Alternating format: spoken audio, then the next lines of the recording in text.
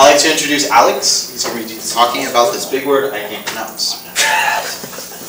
Alright, so when you guys think of cryptography, what comes to mind? Anyway.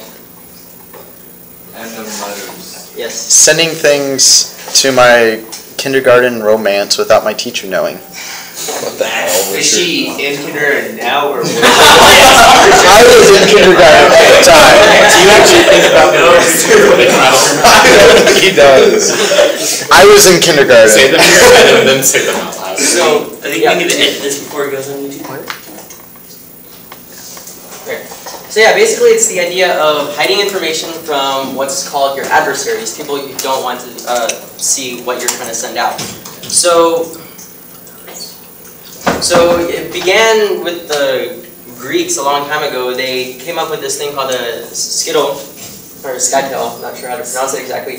But basically what you do is you take a strip of paper and you wrap it around, let's see here. You wrap it around what's called your key. Nowadays, this is the key which allows you to read the message. And it outputs, it says, "Help me, I am under attack, come save me." So without this Pepsi can, without knowing what the key is, this is just garbage to you. And this was one of the more ancient cryptography things that were found with the Greeks. And of course the Romans developed what's called the Caesar cipher now, but basically there's two types of encryption. You have symmetric and asymmetric. Symmetric is when you have the same key.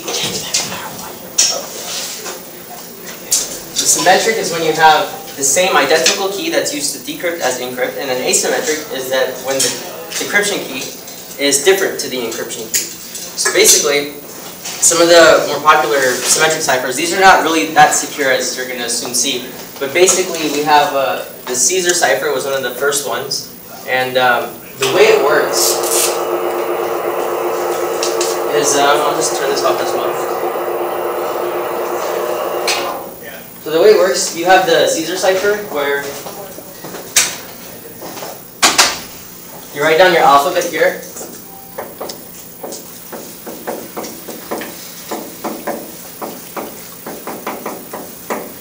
And what you do is you apply an offset to each letter. So for example, an offset of 2 means I'm going to take A and shift it to the right by 2. And I'll just write down my alphabet here. And it doesn't matter because you don't get somebody else here.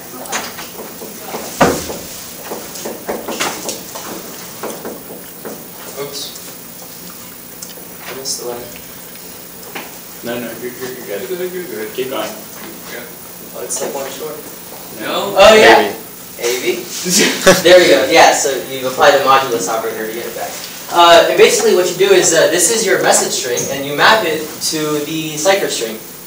And does anybody see what one of the inherent weaknesses with this method is? You can brute force it pretty easily. Right. So your key space, your key space is basically the list of all possible keys. You only have 25 possible keys here, 25 possible shifts. When you shift it over the 26th position, it'll just repeat over itself. So your key space here is only about 25, which means if anyone wanted to brute force it, they have only there's only 1 out of 25 possible things that the correct answer is. So it'll be really quickly to find out what the key that you used was. So another weakness that this has is that there are certain letters in the alphabet occur more often than others. So for example, the letter E is the one that's the most common in the English language. And you can see, if you have a long paragraph of something encoded with the Caesar cipher, you can see what letter appears more often then, and then find out what the shift was. And then you're able to basically decode the rest of the message. An improvement to this is called the substitution cipher. So this is Caesar. So the substitution cipher says, instead of doing a shift, I take a certain letter and map it to another one, and it's completely random. So I can map different things to different letters. And this was used, so in World War II, there was this thing called the Enigma machine. And the way it worked is you had basically 3 substitution ciphers done one after another. You had 3 wheels over here. And you had, say, your input here, A, B, C, D, so on. And each of these map to a different letter on the output. Okay? And you did this 3 times in a row. So, this here might map to like a different letter here. This one can go to this. And you did this. And then in here, what happened is it reflected back. So the circuitry came back around here. And then did it once more. So then you might input here A, but at the end you'll get like Y, for example. And what's special about the Enigma machine is that the circuitry here, every time you press the key, the wheel rotated. So the circuitry became different on every single key press. It wasn't the same substitution every single time. And this is basically similar to what's known as a one-time pad. It's basically where you take some message, pad each letter by a different amount. So I could add 1 to this letter to get I. This E I might add 2, so that'll be I as well. So if you notice, the different letters here can give the same output. And likewise, the same letter here can give different outputs. This letter I might want to increment it by 3 to get O, but then this one I'll only increment it by 2 to get N. And then so on and so forth. And your key is basically how much did I increment each letter. So one of the biggest problems with this is that the circuitry made it so that the same letter can never be mapped to itself. And they use that as an advantage to break the Enigma machine in World War II. One more symmetric cipher. So all these are symmetric because you use the same key to reverse it. If you know what the key is, you just apply the reverse operation on it. So the XOR cipher. The XOR operator, I'll make a truth table for it. So you have A and B as your inputs.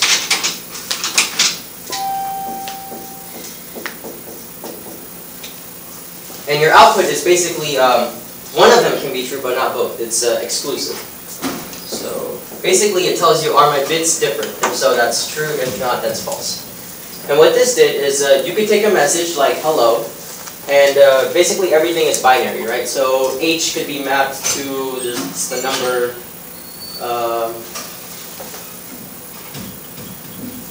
it's the number 77 in decimal. So you would write 77 in binary, and it would be some strings of 1s and 0s, whatever. What you would do is you would pick a key. So for example, I can pick the key to be 0011. And what I would do is I would put this key underneath my message and repeat it. And then do the XOR, the exclusive OR of each bit. So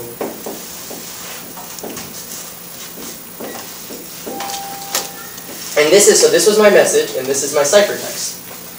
What's cool is that XOR has 2 properties that are important for this. So if you take A and you XOR it with 0, you get whatever A was. And then if you take A, XOR it with itself, you get 0.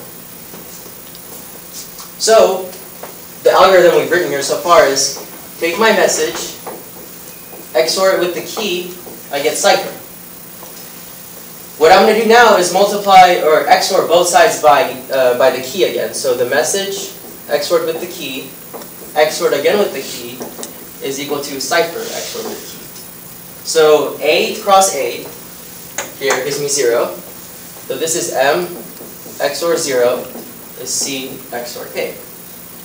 Anything XORed with 0 is just A. So basically, the way I recover my message is by doing the same operation again. So I can take my key underneath it, and 1 and 1 is 0, 0, 1 is 1.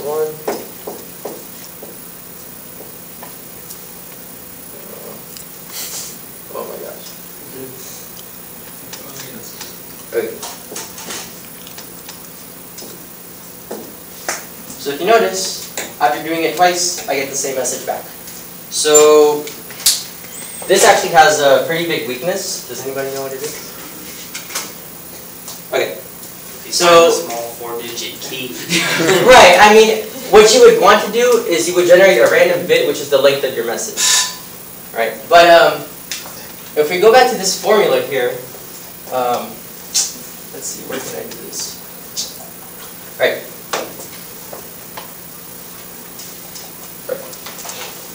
So, I guess this is kind of cheating, but let's say you know the cipher, because you can see the ciphertext, but you also know what the message is, or what it's supposed to say.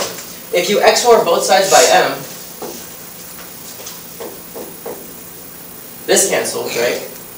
And you're able to extract the key. So this is what's called a known plaintext attack. When you know what the plaintext is and you have the cipher, you can get what the key is, and then if they reuse that key in the future, you're able to see all of their communication. So